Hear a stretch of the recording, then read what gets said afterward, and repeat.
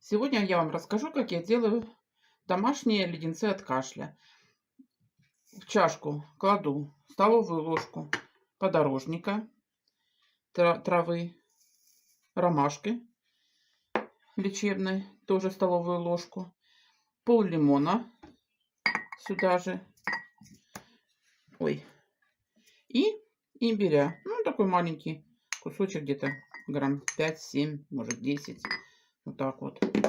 И мятку сухую сюда же. Не домашняя, я ее высушила. И заливаем крутым кипятком. И будет оно настаиваться. И закрываем. Пускай настаивается до комнатной температуры. 200 мл отвара готово. Остыли. И теперь необходимо процедить все это.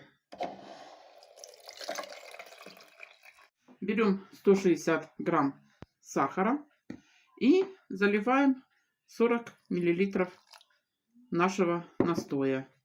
Хорошенько перемешиваем. Добавляем лимонную кислоту, сок из лимона, где-то пол чайной ложечки. Перемешали.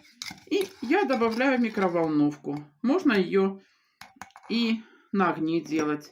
У кого как настроение, как нравится. В микроволновке где-то 2-2,5 минуты, не больше.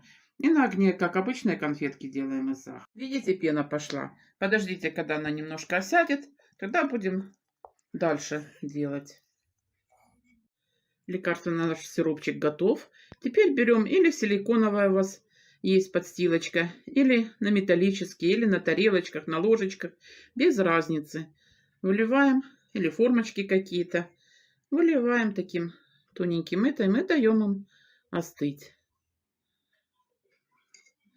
Можете брать травки любые, какие вам подходят. Если не подходят, например, такие травы, как у нас, можно брать шалфей, можно брать липу, солодка. Может, еще у вас какие травки есть лечебные. Можно брать любейшие. Размер конфеток тоже можно побольше, поменьше. Для деток поменьше делать, для себя побольше. Без разницы. Леденцы остыли. В течение где-то минут 5 они остывают быстренько.